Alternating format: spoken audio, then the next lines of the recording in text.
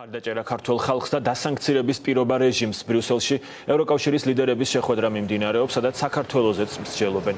ევროინტეგრაცია შეჩერებულია ეს ბლოკის წევრი ქვეყნების პრეზიდენტებმა და პრემიერებმა დისკუსიის დაწყების წინათ თქვეს მედიასთან. ევროპული საბჭოს სპეციალური სტუმარი დღეს ვოლოდიმირ ზელენსკია, რომელმაც ქართველი ხალხის მიმართ მხარდაჭერა კიდევ ერთხელ დააფიქსირა. სოფო ვარდიაშვილი დეტალებით გვერდება პირდაპირ ეთერში. დიახ, ლუკა, ვოლოდიმირ ზელენსკის როგორც ყოველთვის არც ამჯერად უყოყბანია, რომ მტკიცე მხარდაჭერა გამოეხატა ქართველი ხალხის მიმართ, მას შემდეგ რაც მან ილაპარაკა იმაზე, როგორი უნდა იყოს ევროპისა და ამერიკის ერთიანობა რუსეთის აგრესიის დასამარცხებლად და ეს არის განხილვის მთავარი საკითხი დღეს. უკრაინის პრეზიდენტმა უპასუხოდ არ დატოვა საქართველოს შესახებ დასმული შეკითხვა და თქვა, რომ მის გვერდით არის.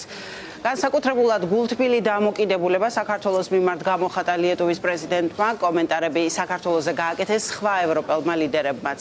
მათი შეშფოთების მთავარი საკითხი არის, რომ ქართველი ხალხის ნებას, რაც ევროკავშირში გაწევრიანებას უკავშირდება, მართველი ძალა შორდება. და შეშფოთების საგანია ისიც, რომ ქვეყანაში დემოკრატიისა და კანონის უზენაესობის უხეში დარღვევის შემთხვევები აშკარაა ბოლო პერიოდში.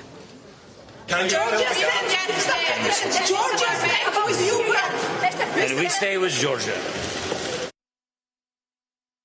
From the bottom of the heart. მე მთელი გულით საქართველოს მეგობარი ვარ, მაგრამ რასაც ახლა იქ ვხედავ, ნამდვილად გულდასაწყვეტია. შეიძლება ვიმსჯელოთ არჩევნების შედეგებზე, ალბათ ვიპოვით ადამიანებს, რომლებიც იტყვიან, რომ ეს იყო ყალბი არჩევნები, რომ მისი შედეგები არ უნდა ვაღიაროთ. იქნება მეორე მხარე, რომელიც აპირისპიროს იტყვის.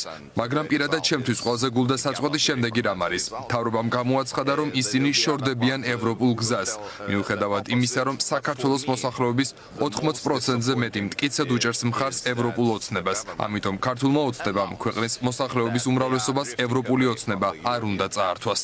ვიცით, რომ ქართველი ხალხი ძლიერ მიისწრაფვის ევროპისკენ. ეს არის დემოკრატიული ნება, რომელიც იქ არსებობს. სწორედ ამიტომ ჩვენ გავხსენით ამ მიზნისკენ მიმავალი გზა. ამიტომ ჩვენ ევროკავშირი, ის ქვეყნები, რომლებმაც ავიღეთ ვალდებულება დავიცვათ დემოკრატია და კანონის უზენაესობა, ზედმიწევნით ვაკვირდებით მიმდინარე მოვლენებს.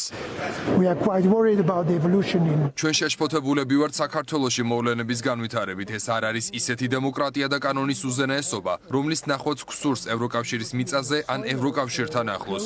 ის ფუნდამენტური თავისუფლებები, რომლებსაც ჩვენ პატივცემთ, უნდა გავრცელდეს ყველგან ევროპულ კონტინენტზე. ჩვენ ამას ყურადღებით ვადევნებთ თვალს და მოვუწოდებთ საქართველოს ლიდერებს პატივისცენ ადამიანის ფუნდამენტურ უფლებებს. ამ შეხვედრას ესწრებიან ევროკავშირის უმაღლესი წარმომადგენელი კაია კალასი და ევროპარლამენტის პრეზიდენტი რობერტა მეცოლა, რომლებიც იყვნენ რამდენიმე დღის წინ განხილვაზე, სადაც ევროკავშირის საგარეო საქმეთა მინისტრების შეხვედრა მიმდინარეობდა მხარდამჭერებს შორის კონკრეტული პირებისთვის სანქციების დაწესების საკითხთან დაკავშირებით და რომელთა უწყებებშიც, უпростоრად ინსტიტუციებში, ევროპულ ინსტიტუციებში გულისხმობ ევროპარლამენტს და ასევე ევროკავშირის საგარეო საქმეთა მინისტრების შეხვედრას, ასევე კრიტიკული განხილვა მოვისმინეთ გუშინ და გუშინ წინ საქართველოს საკითხთან დაკავშირებით. ნახეთ, რომ გაიმართა დებატები საქართველოს ევროპარლამენტში და ასევე კრიტიკული განცხადებები გააკეთეს ევროკავშირის საგარეო საქმეთა მინისტრებმა მინისტერიალზე 2 დღის წინ. We will discuss what more can we do.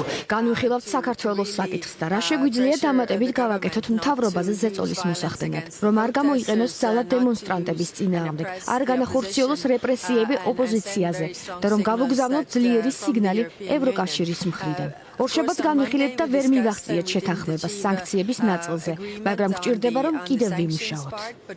You can expect strong wording from the European Parliament. თქვენ შეგიძლიათ მკაცრი სიტყვების მოლოდინი გქონდეთ ევროპარლამენტისგან. უკვე ნახეთ ჩვენი რეზოლუცია არჩევნების შესახებ, სადაც გამოვთქვით შეშფოთება იმასთან დაკავშირებით, თუ როგორ ჩატარდა არჩევნები, ასევე შედეგებთან დაკავშირებითაც. ჩვენი მოწოდება საქართველოს მიმართ არის ის, რომ მათ არ მიატოვონ ევროპული გზა. ევროპული საბჭოს შეხვედრებში მონაწილეობას უკვე წლებია ვიღებ და მთელი ამ ხნის განმავლობაში აქ დომინირებს მოსაზრება, რომ ჩვენ კარს არ დავუხურავთ იმ ადამიანებს, ვინც ევროპას საკუთარ სახლად ხედავს და ეს ეხება ქართველ ხალხსაც, რომელიც დღეს კვლავ აგრძელებს ქუჩებში დგომას ევროკავშირის დროშებით ხელში. ჩვენ ისინი არ უნდა მივატოვოთ. იქნება თუ არა რამე კონკრეტული გადაწყვეტილება საქართველოსთან დაკავშირებით გავიგებთ დღის ბოლოს, როდესაც გაიმართება უკვე პრესკონფერენცია. ოფიციალური საიტის მიხედვით დაგეგმილია სამი პირის პრესკონფერენცია. ესენი არის ევროპული საბჭოს ხელმძღვანელი ანტონიო კოშტა, ევროკომისიის პრეზიდენტი ურსულა ფონ დერ ლაიენი და ჩანიშნული ასევე უნგრეთის პრემიერ-მინისტრის ვიქტორ ორბანის პრესკონფერენცია.